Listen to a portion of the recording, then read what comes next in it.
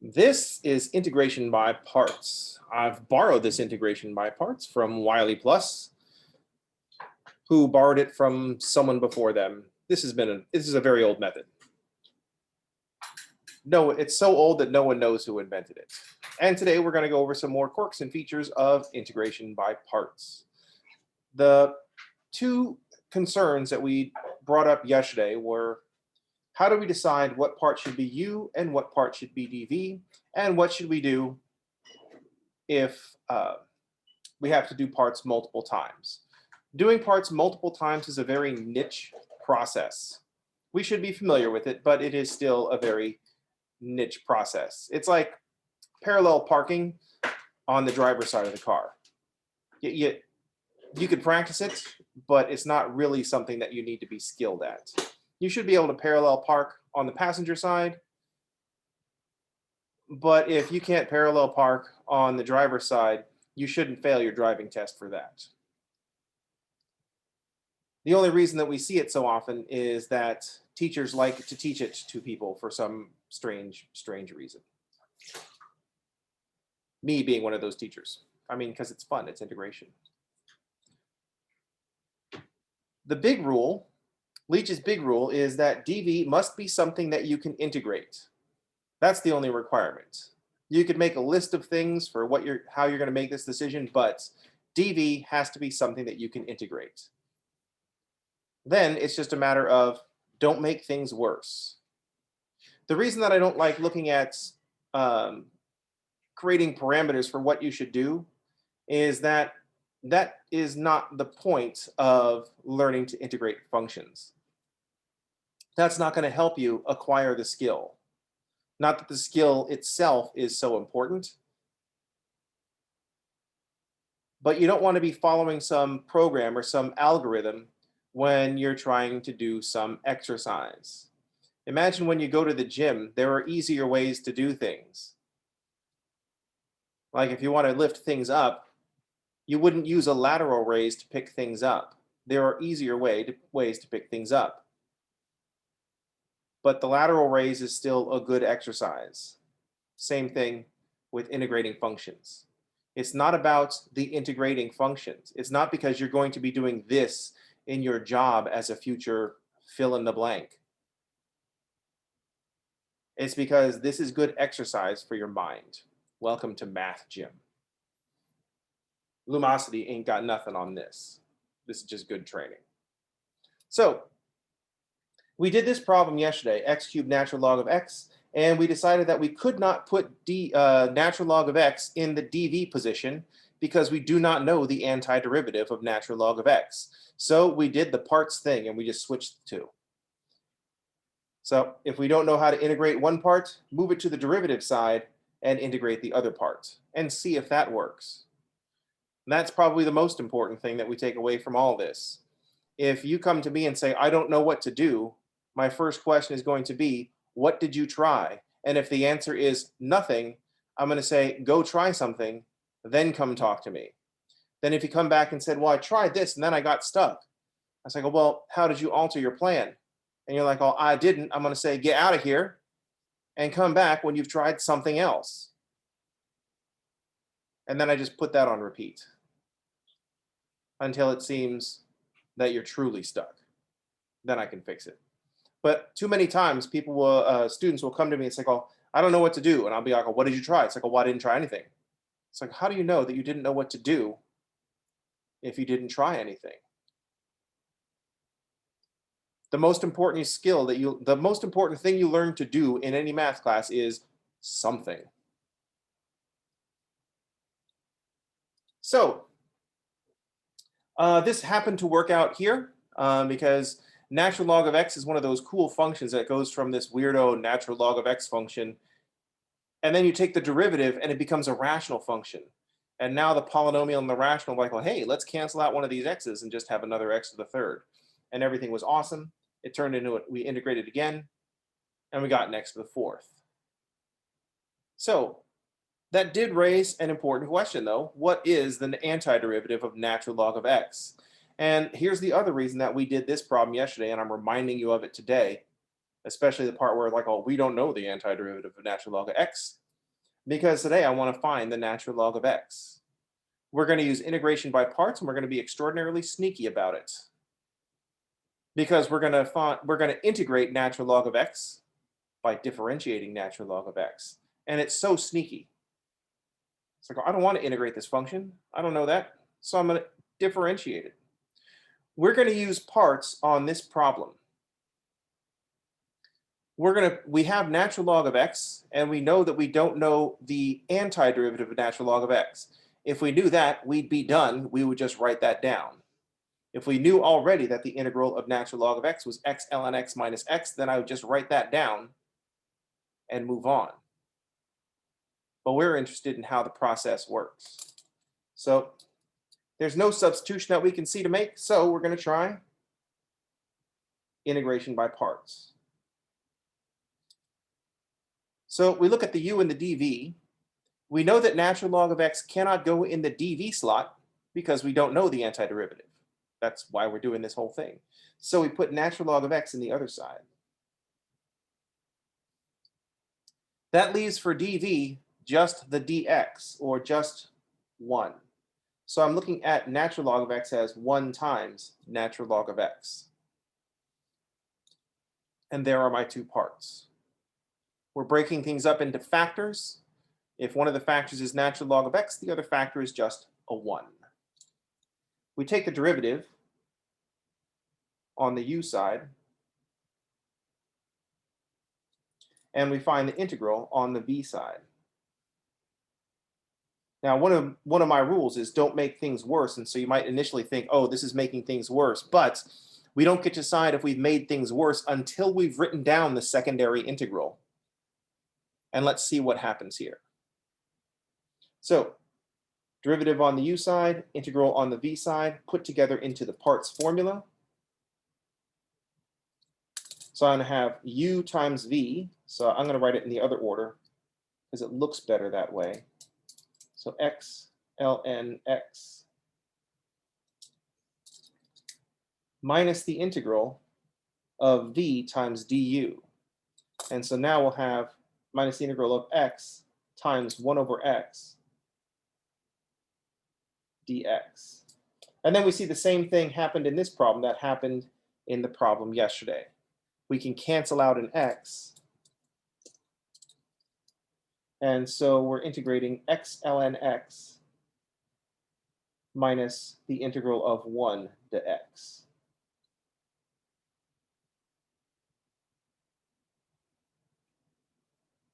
So our final answer, we just have to integrate the secondary integral. We get x ln x minus x, and then plus c. Always got to remember our plus c, otherwise we'll lose 1,000,000 points.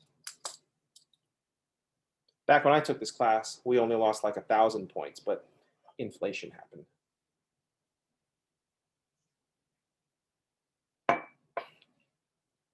Any questions? So this was so cool because we integrated the function by differentiating the function, because parts requires both. And it was still based on that first rule of integration by parts. dv has to be something that you can integrate. But this is also kind of a niche problem, because now we just know that the integral of natural log of x dx is x ln x minus x. What's even cooler, now that we know the antiderivative of natural log of x, we can revisit x cubed natural log of x. Because now instead of 3 question marks, if I put dv equals natural log of x into the dv, put natural log of x in the dv space, then I can write v as x ln x minus x. So if you're thinking, no, let's please not do that, I'm like, oh no, we are absolutely doing that, because I just said something works. And some of you is going to say, no, I don't believe you. And then I'll be like, oh, go ahead, try it. And you'll be like, oh, no, I'm good. So let's revisit this problem, x cubed natural log of x and do the problem backwards now that we have extra knowledge. Let's try it and see why we're still going to go and put natural log of x in the u slot.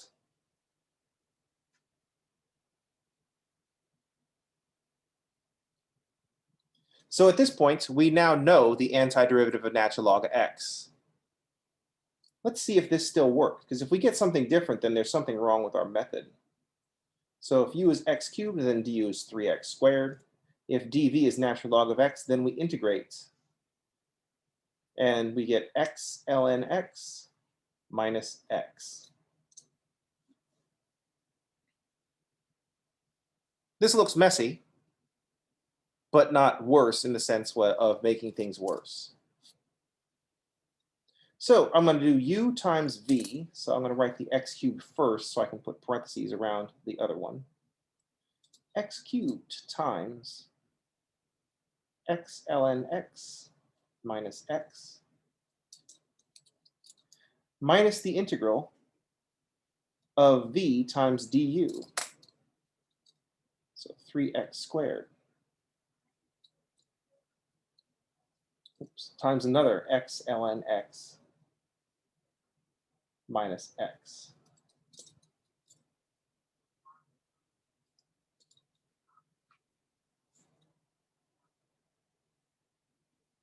So let's take a look at what we have here. I'm in particular going to look at my secondary integral because that would be the next thing. We've plugged into the parts formula. Now we need to evaluate our secondary integral. Our secondary integral has a couple of terms in it. So I'm going to multiply this out. I'm going to split this up into two integrals. So let's just hit this with some algebra. I'm going to have 3x cubed times natural log of x minus 3x cubed. Just using the distributive property there. 3x cubed natural log of x minus 3x cubed. Now this is still stuff that we're integrating. So let's take a look at what we have. On this side, I started off with x cubed natural log of x dx. I still have this first couple of terms, x cubed x times the x ln x minus an x. And I'm going to write the two integrals here. I'm going to subtract 3 times the integral of x cubed ln x dx.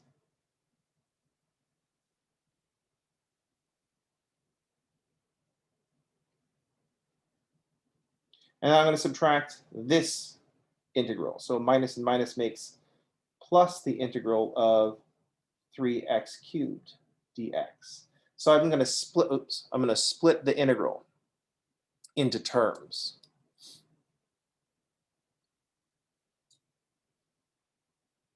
Then we're going to notice something interesting.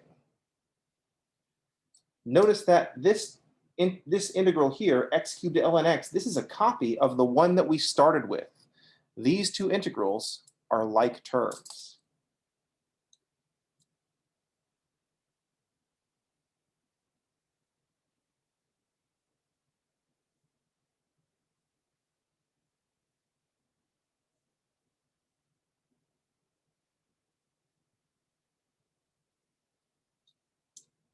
X cubed natural log of x dx is the integral that we started with. So I'm going to combine like terms.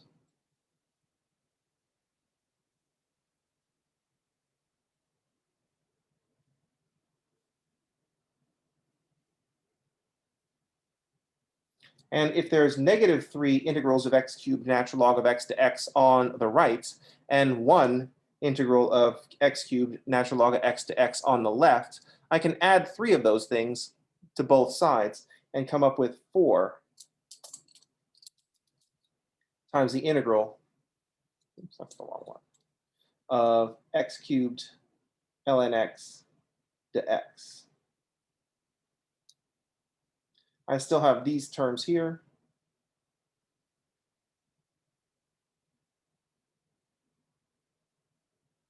And I still have this integral.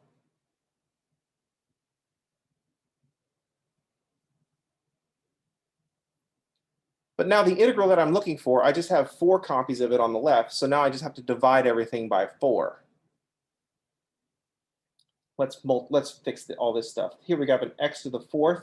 Oh, that looks familiar. X to the 4th, natural log of x, minus another x to the 4th, minus the integral of 3x to the 3rd is 3/4 x to the 4th. I can tag the plus c now because I've integrated. And then I just need to divide by the 4. Because I have 4 times what I want.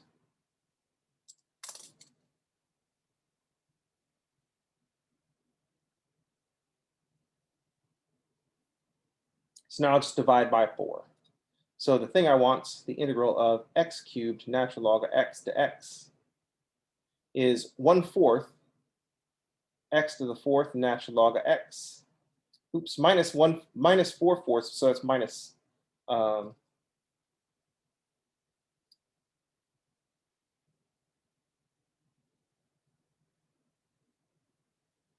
Did I throw an extra factor in here somewhere?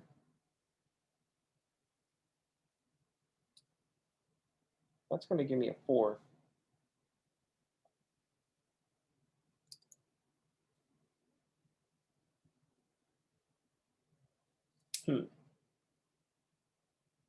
Good thing I'm recording this.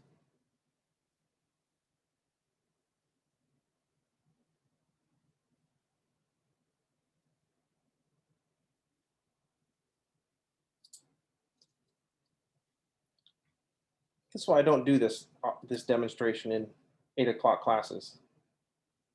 Because I'm trying to go on autopilot and it just ain't working. Because this is minus 7/4, unless I'm missing a negative somewhere. I am missing a negative somewhere because it's not minus, it's plus. Plus, plus, plus.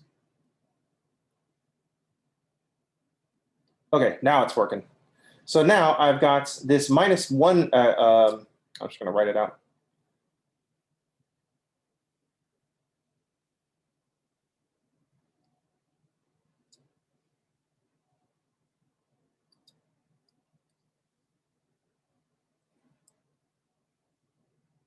So now I combine these last 2 terms, and I'm where I wanted to be.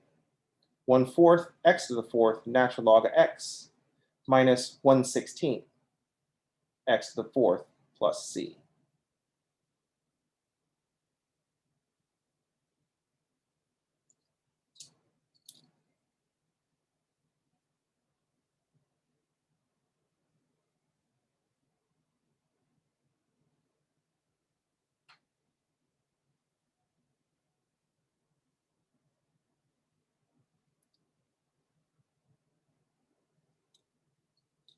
All right. So this was way worse. And so right now, from a student standpoint, you're thinking, why would I do this? This seems worse. And my response is, you wouldn't do this. You'd have done it the other way because it was fast and clean. This was a mess.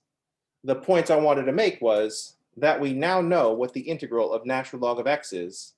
So if we had to, we could use natural log of x in the dv slot, but we will definitely prefer natural log of x in the derivative slot because it takes us away from this natural log of x function and puts us into the 1/x function. It gives us a nice rational function. Any questions?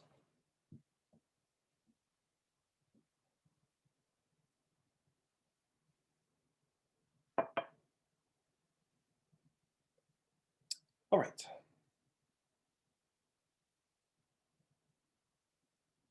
Remember, not every problem that gets demonstrated in class is a problem that you're going to have to do on a test. I think a lot of students kind of approach math class that way, and not inherently so bad, but I think they do that. I think students do that because a lot of teachers do that. Teachers do some interesting but wackadoodle problem in class, and then they think, I'll put that on the test. And then the students sit down for the test and they're like, oh, are you kidding me? That was a weirdo wackadoodle problem. Or worse, they don't recognize it as a weirdo wackadoodle problem, and they think of it as must be important if it's on the test. Too bad I don't remember how to do it. And then all of a sudden, half the math class is not passing, and teachers are asking themselves, why are half my students failing? And to which I respond, it's like, oh, why are you failing half your students? What's wrong with you? You know what I mean? And you end up doing the weird things. Like if on an algebra test, you are, let's say, I don't know, factoring the difference of cubes on a test where you don't get notes, I think someone's overstepping. That's just my personal opinion, but it's also my professional opinion. So anyway, other professors will be like, oh, no, no, no. I really want them to be able to do that. And I'm like, oh, all right.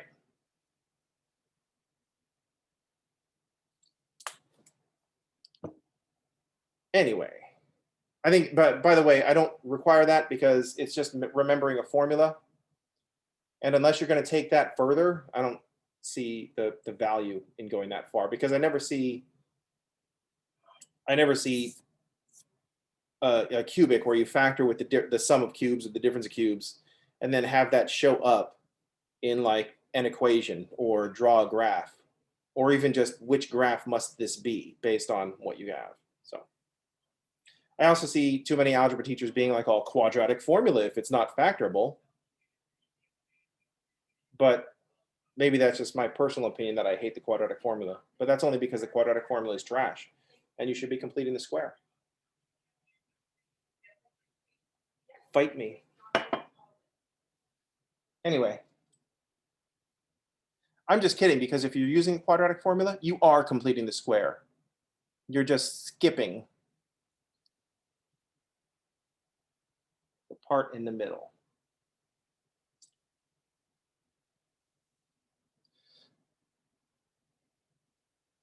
There was, that's right, dun dun dun. M. Night Shyamalan style. You've been doing completing the square the whole time. Anyway.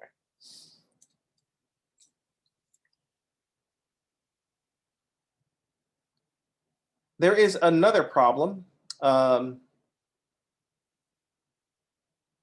There is another problem that shows up on the homework that it exploits this same thing. So I'm not going to do all the details. It's on your homework, so you can struggle with it. But it's an arctangent.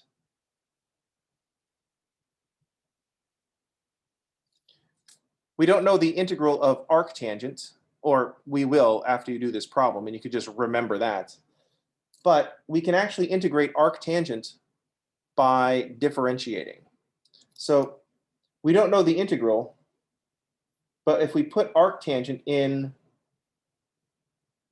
the u column, that just leaves a 1 in the dv column.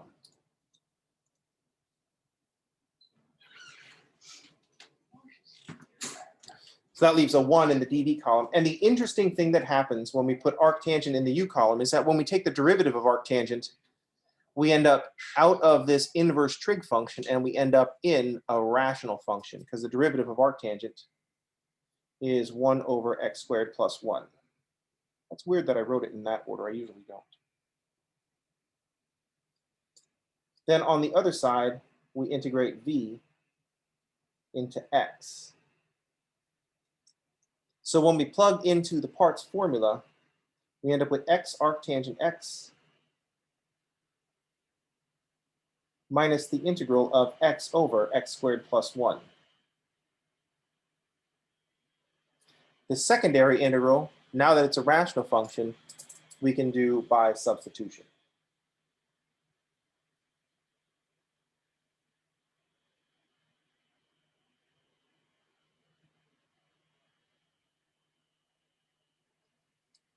So w is just a 1 plus x squared.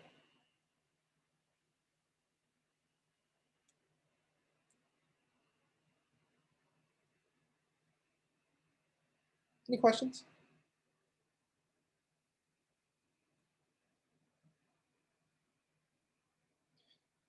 So the article that you linked, where a genius finally discovers easy way to solve quadratic equations after 4,000 years, that's not new. That's what they were doing 4,000 years ago. Actually, they weren't doing it 4,000 years ago because we didn't have algebra back then. Like I was there. I was there. We didn't have algebra. It was a really dark time.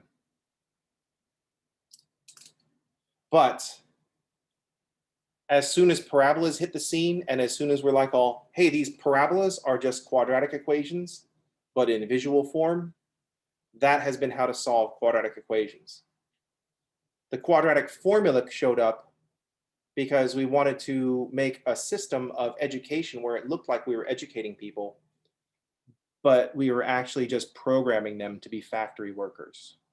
So if you're wondering why your education system is failing you, it's because it was designed to create factory workers, and we don't need factory workers in the quantity that we used to. We need something else. And the system is failing to adapt to that. Partially because society is failing to adapt to that as well. You know what I mean?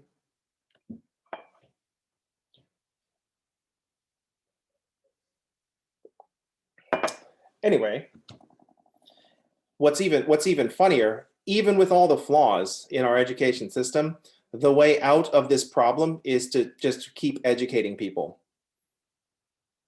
Because what needs to happen is we need people to become educated, understand things, and not look at math class and not look at the curriculum and say what we need to get rid of. It's like, oh, how can we use this curriculum to make people do the things that we want them to do now? Because going back to the old way of doing things, where we just put all these humans on a line is set on a line instead of having robots do those jobs, is an incredible waste of human capital. It's ridiculous to have 1,000 humans to do a job that 10 robots can do, despite the fact that we would like to have something for those 1,000 humans to do. I'd also like to switch over from the idea that we need to find those 1,000 humans something to do that feeds into the economic machine so that billionaires can acquire more wealth on the backs of their employees.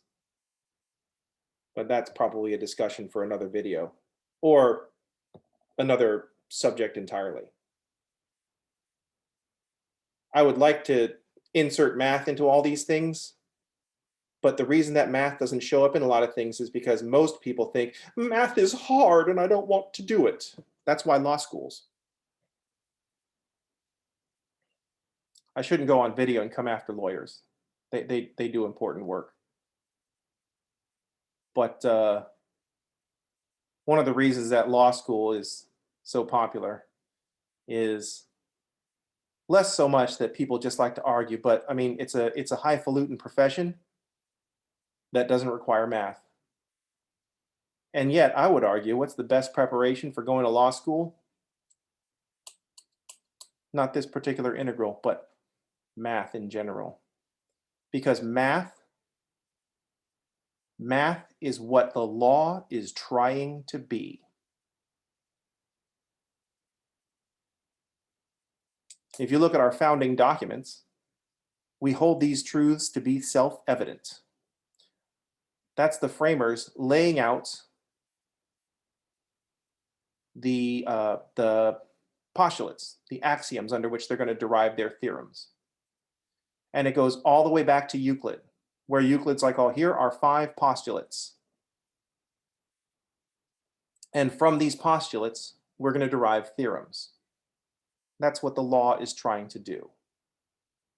The problem is that math has nice, clearly defined, well-defined terms. When we talk about things in math, they are well-defined. When we talk about terms in the law, they are not.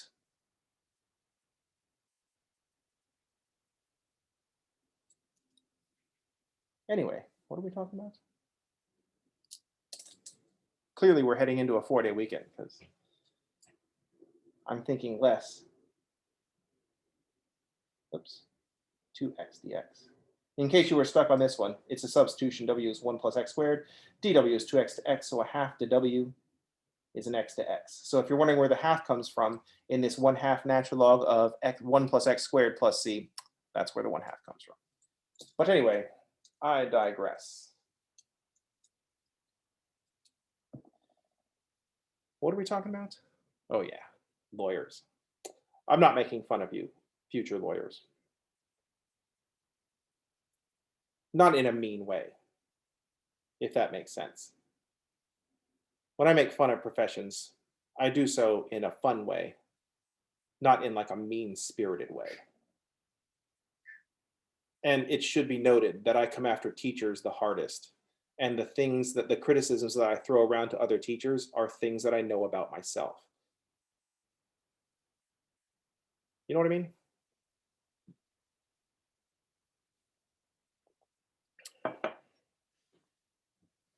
All right. Any questions on integration by parts? Any clarifications we need to make on what we've done so far? By the way, this isn't done.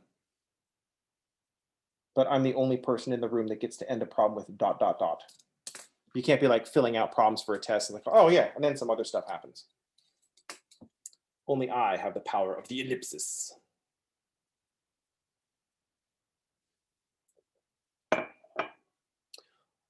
All right, so over the next 4 days, you're going to be working on the 2 quizzes that have showed up for integration by substitution. You're going to be working on the section 7.2 homework, that's integration by parts, and possibly on the integration by parts quizzes that show up. I have to decide what form they're going to take. I think they're going to be like the other ones, but there are going to be fewer of them because parts is a little messier than substitution. My ultimate goal, my short-term goal for your skill set in integration is that substitution needs to be borderline automatic. You need to look at x over 1 plus x squared and realize that the integral is 1/2 the natural log of 1 plus x squared. Because you see the x is just there to be the derivative of the 1 plus x squared, that you're going to get the 1/2, and that you're integrating the 1 over x function to get a natural log. So that's how substitution should be going. Takes a lot more training to get there. Parts is always kind of a notational nightmare. It's harder to keep track of the 4 things. Some of you will. Some of you are going to be better at parts than I am by the end of the semester. But I'll have other integration tricks up my sleeve, so don't come after me in an integration fight. All right. That's going to do it for this week because it is de facto Friday. I will see you all on Tuesday. Spend the next 4 days getting better at integration. All right, that's it for today. I will see you all on Tuesday. Everybody have a nice weekend, and thanks for playing.